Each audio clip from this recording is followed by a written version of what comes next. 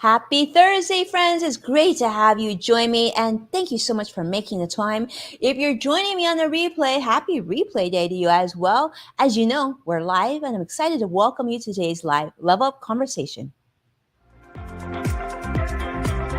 Welcome to Level Up with Winnie Sun. Market updates.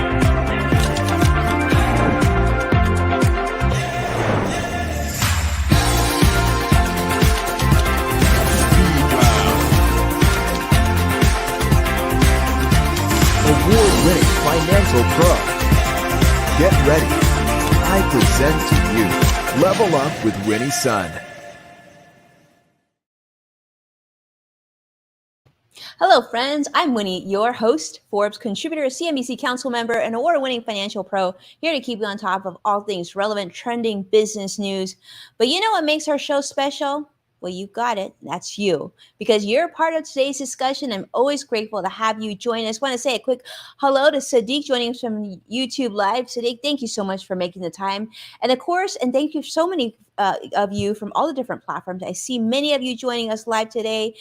Thank you so much. And it looks like I am getting a producer comment to update my audio. So let's do that real quick, and I am all set. Okay, wonderful. Well, thank you so much for being here. We've got a lot to share today, but let me just say, today's actually a really special day. For those of you who know, this show is special because we also invite some guests, the who's who of the business community, people that you really want to meet. In fact, today is a friend of mine, and she is a New York Times best-selling author of How to Raise an Adult, which gave rise to a very popular TED Talk. And her second book is the critically acclaimed and award-winning prose poetry memoir, Real American, which illustrates her experience as a Black and biracial person in white spaces. Fascinating, right? I'm excited to read that one. Now, her third book, Your Turn, How to Be an Adult. How to be an adult. I feel like many of us still feel like we're not quite there yet, Julie. So I'm excited to see what you have to say about that. Has been called a groundbreakingly frank guide to adulthood so that we can all adulthoodness, right? I love it. Awesome.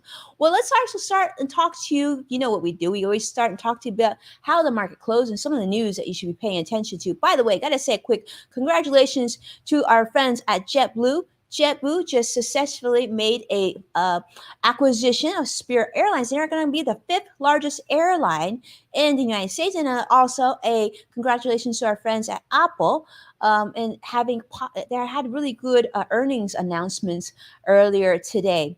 And the market, for those of you investors, today's probably a good day following yesterday's highs.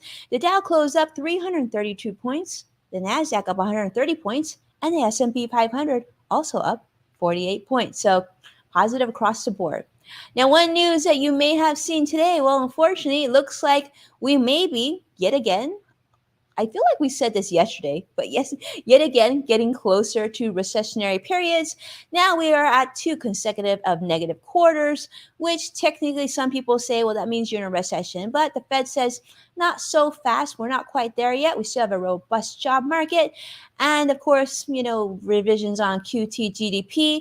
And of course, inflation, still a lot to pay attention to, but not quite, sort of, getting closer to a recession.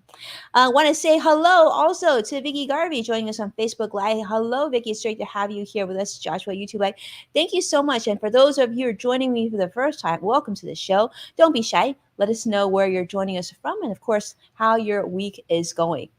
Now, in other news, let's just say that the House has sent now a $280 billion big one chip bill to President Biden. Now, they're trying to get this passed. As you know, during the pandemic, we definitely experienced supply chain issues, and we're hearing more and more how there just was too much dependency on international semiconductors, right? We saw that cars were getting delayed being made, computers and everything in between, and phones as well.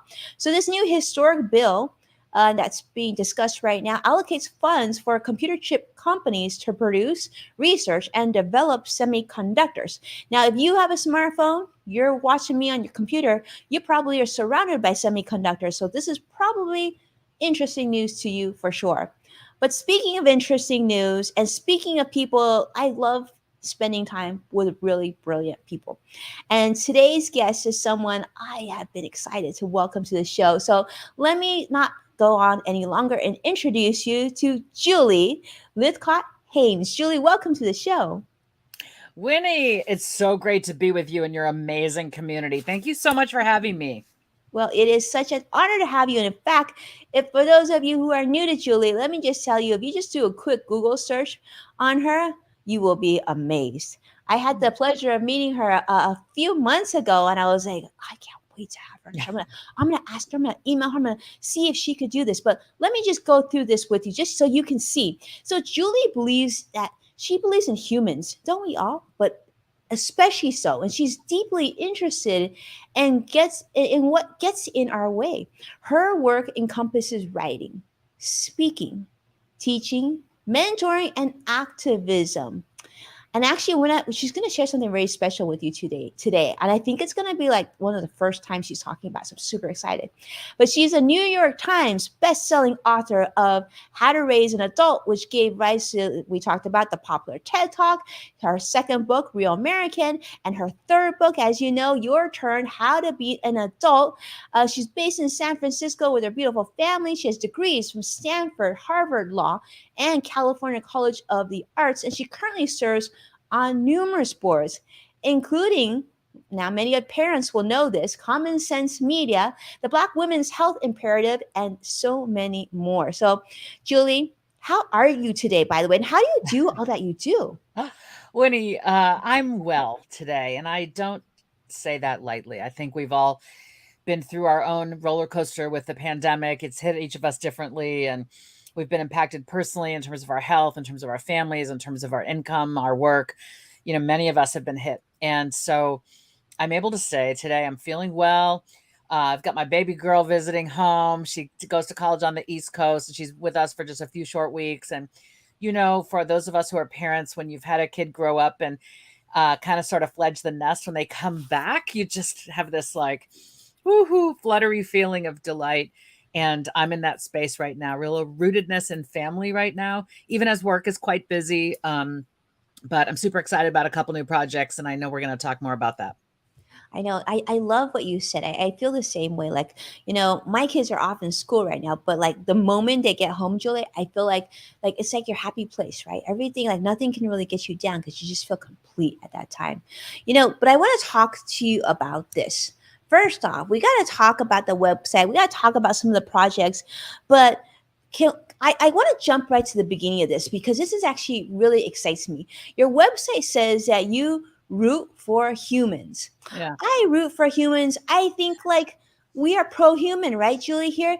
But when you talk about that, what do you mean by that? And how does your work reflect this rooting for humans? I feel deeply in the core of my being that all of us matter, which is a concept that has really been pushed and called into question in recent years when a lot of attention has been drawn to the fact that Black lives tend to be treated quite differently in this company at the hands of law enforcement, in the judiciary, in schooling, in lending, and so on. So as a Black and biracial person, I came into the world knowing that many people thought something was wrong with my Black father, with my parents' marriage. They're white. My mother's white. And I sensed also that maybe something was wrong with me. I'm a child born right as the Supreme Court was saying that the laws saying interracial marriage were illegal were no longer constitutional. And so my family was transgressing the norms when my parents dared to marry and have me. And I think I sensed that. I didn't know any of the details, of course, the laws when I was little, but I sensed this unbelonging. And I think it rooted in me this sense of that's unfair, that's not right, that's mean, that's cruel, that's potentially really violent, actually. And so I have this deep-rooted sense of all of us matter. And I am, in fact, rooting for all of us to make it. It's not a messiah complex, Winnie. I'm not like, I have the power to save all humans, but rather just this simple hope that I can use my life to be of use to humans somehow all the time. I love that. Some use to humans all the time. We love that, right? We want to have hope that, like, regardless of our backgrounds and our parents and the color of our skin, and that we all matter, and that all of us have that inner kindness that's still built in too. Let's talk about this. So your newest book, and actually, Julie, I feel like we need to talk about a lot of projects. It's not just your newest book, but I also know you have something very special to talk about today. So I'm going to let you decide how you want to take this, but I want to tell me about what's new. Tell me what's exciting in your life right now that we want to share to the audience watching today. I appreciate that. So I'm in my third career. I was a lawyer who became a university dean and then who became an author. And I have the privilege of writing books and going around the world to speak about these books. And my latest book, you can see it behind me there on a poster, but here it is in real life. It's called Your Turn, How to Be an Adult. And this is me, full of compassion, saying to millennials and older Gen Zs, who say, I don't want to adult. I don't know how to adult. Adulting is scary. This is me saying, yep, I get it. I get it. Yes, it is scary. And you know what? You're going to be okay. And I'm going to sit here with you and think through the tough issues with compassion, with ideas. I'm going to share some of the stumbles and fumbles and other F words that I've experienced, to sort of tell my life story in a way that it will illuminate your path for you. So maybe you make fewer of the mistakes that I made. I have a lot of stories in this book from people of all walks of life who demonstrate how they are going about adulting. So this is my newest book, a love letter to people trying to live their best adult life, particularly young adults. And there's a new TED course. That's a new project. TED partnered with me to turn this into an asynchronous online course. So you can find that at courses.ted.com. And then because I'm trying to inspire young people to figure out, who are you? What are you good at? What do you love? How are you going to find the Venn diagram of those things and go be that person and live that life? I've had to ask myself, Julie, are you where you want to be in your life right now? Like, are you feeling activated around your passion and your energy, or have you been a little depressed because of the pandemic and a little scared because of America? The answer to those things is yes. And I've decided, instead of like hiding in the, putting my head in the sand or fleeing for Canada in the face of what's happening to our democracy, I've decided to stay and run for local office. So today, Winnie, you are literally the first person outside my campaign team that I'm telling. I've thrown my hat in the ring for a bid for Palo Alto City Council here in Silicon Valley. I'm terrified. I'm learning. I'm excited. All of those things, right? It's this combustive process of, I could try to do this, and I'm gonna. So the election's in November, and I'm, win or lose, I know I'm going to learn a hell of a lot. And I think that's what it means to live. Wow, Julie, we're talking like just over 4 months. The election's in November, and this is incredible. Okay, first off, I have questions. I have lots of questions here. Okay. First off, okay, I'm just going to go election first. I want to know, what inspired you? Why? I do want to know what inspired you to write this book. That's one thing. But I also want to know what inspired you to get active and to run. Because let's be honest, politics doesn't have a great taste in a lot of people's mouths. And I don't know, you're a really nice person. You root for humans. You're helping people adult. I feel like you've got so many great things. Got the TED course coming. You got a lot of things working in your favor right now, Julie. Do you want the stress of running for an election? And why did you decide to do it? I think what I've learned, and many of us have learned lately in America, is that when you can't count on the Supreme Court anymore, and you can't count on Congress necessarily anymore, and you can't even count on half the citizenry to believe the truth, it's pretty scary. And so I think what I've done is taken that fear and decided to make something good of it by turning it into this activation energy to work on the issues in my city that need help. So my city, like many, doesn't have enough housing, period. Also doesn't have anywhere near enough affordable housing. And this means that our teachers and our nurses and our firefighters and our retail workers and service workers often have to commute for 90 to 120 minutes a day just to get to their jobs here and back home, which is untenable. It's not a quality of life for them. It's putting all these greenhouse gases into the air, right? We need housing so people can live near where they work. That's my primary issue, along with climate and youth mental health. Look, I'm trying to say, let's look at the systemic problems in America and do what we can to be a real leader in my city of Palo Alto, which is known for education and known for tech and biotech. Like, what if we were also a real leader around affordable housing and climate action and youth mental health, for example? So I'm pretty motivated to get some problem solving going and see what we can get done.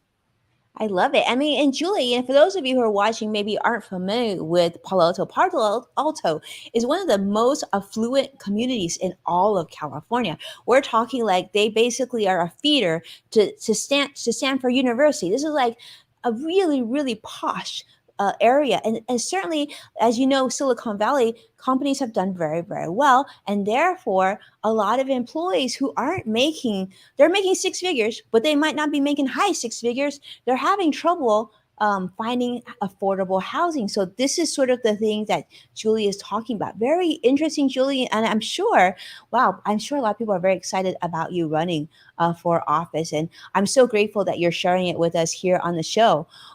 So now I'm going to circle back though, because I want to talk to you about your book. Right. Because what inspired your book? Like, was it your Yeah. child? Was it like your teaching? How did this come about? Yeah. I mean, they really sort of go together.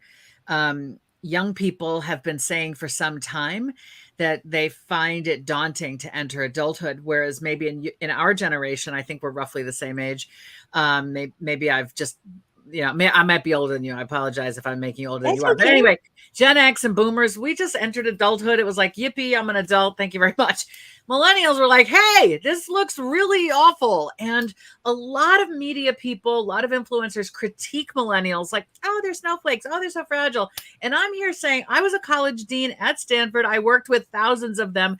They're not snowflakes. They're amazing people who want to work hard. They want a chance, to make something of their lives, just like all the older generations did. So we have to ask ourselves, Winnie, what has changed? And you know better than most what has changed. Macroeconomically, in our America, it has become impossible to rent a home, buy a home, rent an apartment on the wages and salaries that young people are earning these days. So wages and salaries have not kept up with the cost of living in many regions, including my own. And that is not the fault of the young adults. They're not fragile.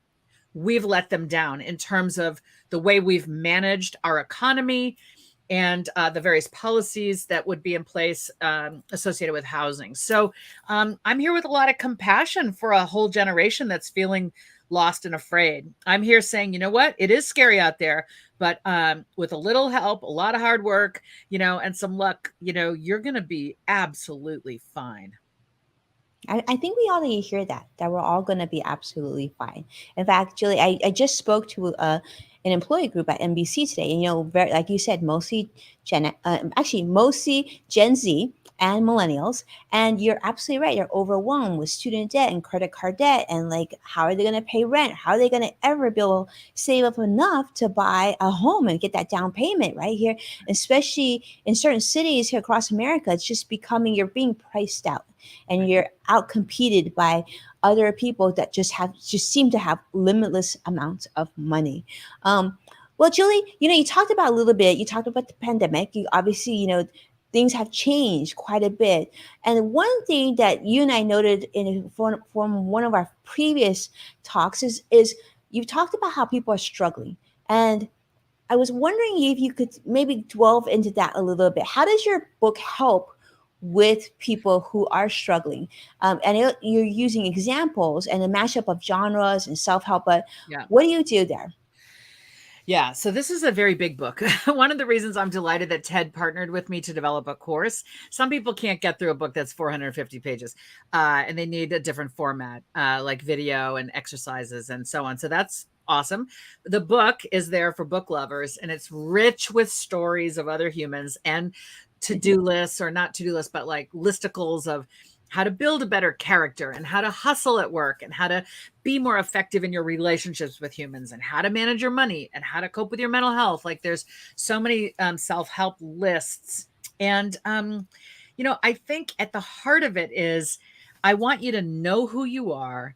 And that means know the self, not just your identities that you carry by choice or by obligation, your mental health conditions, your learning differences. I call these your situations, whether there's a diagnosis for it or not, but it's just difficult and challenging. Like, know it.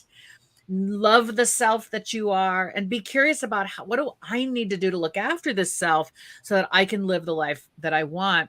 I talk about the importance of, being good at work, like hustling to get better and better in the workplace, to go from utterly dependent on other people to tell you what to do to completely independent. There's this 5-step process you go through in the workplace to get more and more independent and therefore more useful and more dependent upon. Similarly, you got to level up in your relationships, right? If you've had play dates arranged for you all your life, you may not be great at working out a way to compromise with your peers, to communicate, cooperate, and ultimately be able to work together. So whether it's work or relationships or money or self-help or overcoming perfectionism or coping when something bad happens, like a death in the family or an addiction or incarceration. I mean, my book goes into the deep spaces in which humans find themselves. And basically it's me there saying, you're not alone. I got you. I'm here. You matter. It all comes back to what you opened with, which is the opening words on my website. I'm rooting for humans. And this book is a book version of the embodiment of that intention. I love that. It's almost like a life guide, right? To being a good human and to get through those times where you don't know who to go to. This is like your life guide. This 450 page. That's pretty cool, Julie. That's been pretty deep stuff. I kind of love. One more thing. Let me tell you one more thing. I'm sorry to interrupt you. No. I've told you there are stories in there. It's like 36 stories of other humans. Why? Because I'm a Black and biracial, 53-year-old, cisgendered, queer, bisexual woman. Okay. I don't presume that my life experience is the same as yours or your producers or anybody listening. So if I'm going to write a book that purports to be about adulting, which is the phase of life you are in forever if you survive childhood, I need to bring onto the page stories of people who are Asian and Latino and white and Native American and immigrants and been here forever and highly educated, hardly educated, and have mental health issues. Okay. And are across the gender spectrum and the sexual orientation spectrum and different religions. Okay. Different things they do for a living. I had to go and find humans from all walks of life because I want every reader to feel like, oh my gosh, she was thinking of me when she wrote this paragraph.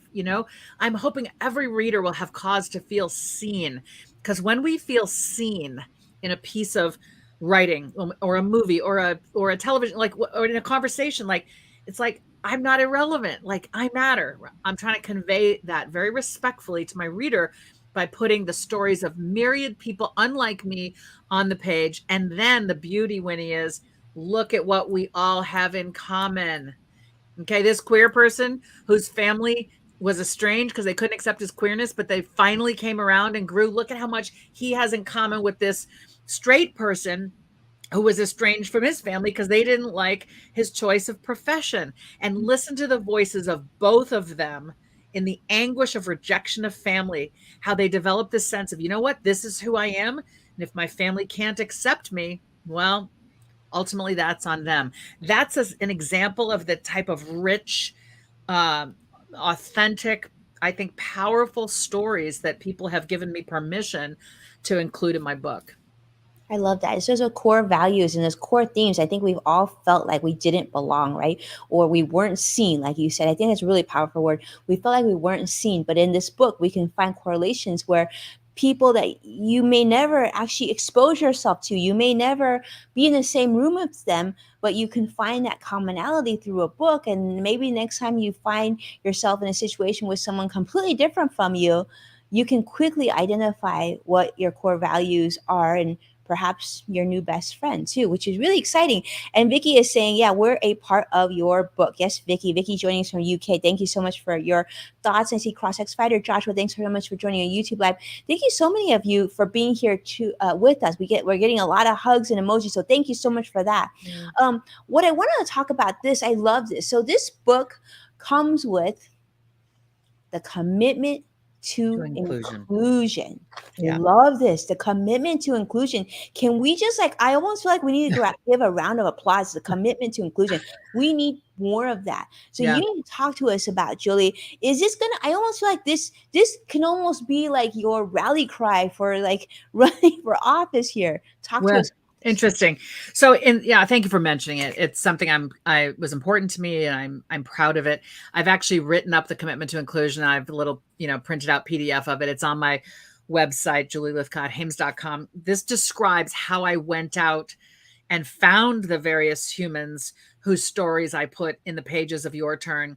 And not only how I found them and included them, but why it matters. And I just will sum it up. Too many authors, editors, and publishers across every genre embed characters and narratives with unnamed whiteness and other characteristics considered the norm, and only identify race and other characteristics when these identities deviate from this assumed norm, blah, blah, blah. We all yearn to be included, and therefore we have to change how we write books and, and be sure we're including everybody. So, look, this is a deeply held value of mine. I wrote my second book, Real American, a memoir on being Black and biracial in white spaces, dealing with microaggressions, dealing with racism, having those things distort my sense of self, make me loathe myself, even though I was outwardly successful.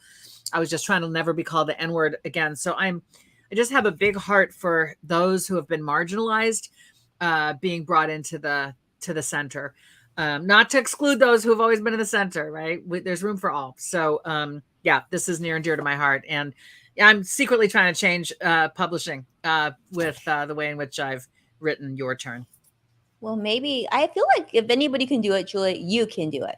So we're excited to see where this heads forward for you. But let's talk about this, though, because we couldn't have you on the show without asking you for some advice. So I want to ask you, Julie, for those who are watching you today, what is they haven't read your book yet, but they really want to learn more about you. What's one piece of advice that you would love to give someone watching the show, maybe a young person who's maybe trying to find their way and not sure if they feel like, I just heard someone say like, will I feel like myself when I'm in my 30s or in my 40s? Like, at what point will I feel comfortable? What's some important advice you have for young people who's trying to find their way? Yeah, we have an inner voice that we can get better and better at listening to. So, for example, many of us have what I call the cacophony, the noise in our heads of other people's voices, parents, extended family, whole ethnic community, our peers, like, you should do this, or you should be that, or you ought to, right? The cacophony,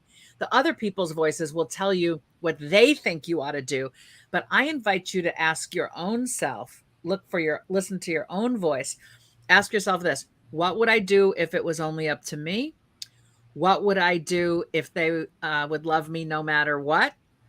What would I do if no one else was watching? What would I do if I loved myself enough not to care about the potential judgment that would come? And if you go to a quiet place, go for a walk in nature, or go under a hot shower, or be alone in quiet space with a journal, ask yourself that and just listen for the thoughts that come. That's your inner voice talking to you.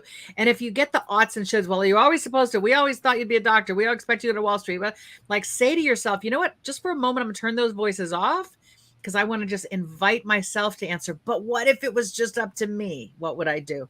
Listen to that. Step one. Step two, have the courage to honor it. And that's hard, but ultimately incredibly joyful. Let me put a pin in the fact that there is privilege associated with being able to even contemplate these questions. But I'm here to say, whether you're low income, struggling, or high income, things are easy for you, all along that spectrum, I think you still have control over, what am I going to do next in furtherance of what I need? I love that. What are you going to do next? You're in control of that. Powerful, powerful stuff. All right, Julie, before we get to our really fun speed round, this is Joshua's favorite segment. I just want to ask, is there anything else that he didn't ask you that I should have asked you that you'd like to share with us? I think the one thing I'm just going to say is I don't purport to be better than anybody else. I've had a lot of successes, but I've had a lot of stumbles, and I'm continually learning and growing until I draw my last breath. And I want that for all of us in order to live this life fully. It's not about making it and coasting. It's about constantly asking, what can I learn now in order to be kinder, to be more gracious, and therefore to be more effective at everything I do? I love that. brilliance, Julie. Thank you so much. And speaking of kindness, I think I see my friend Brian Schumann joining us from LinkedIn Live. Thank you so much, Brian, for being here, my very kind friend, and voicing your vibe, of course. Now, Julie, it's time for speed round. This is Joshua's favorite segment. Let's go. Let's go.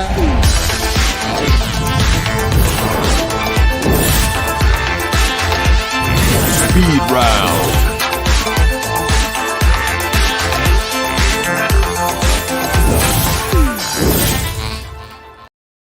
All right, Julie, we're going to have some fun here. We give you two questions and we give you 2 minutes to answer them. So we would love to hear your take on this. So, first question, Julie, is going to be this. I want to ask you, what was your biggest professional disappointment and how did you overcome from it? I think failure comes to mind more than disappointment. So let me go with that.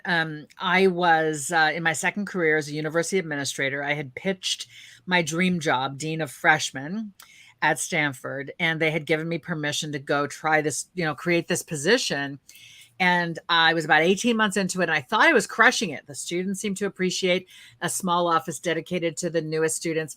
Their parents seemed to appreciate that. The Alumni Association could see the long-term benefits of that.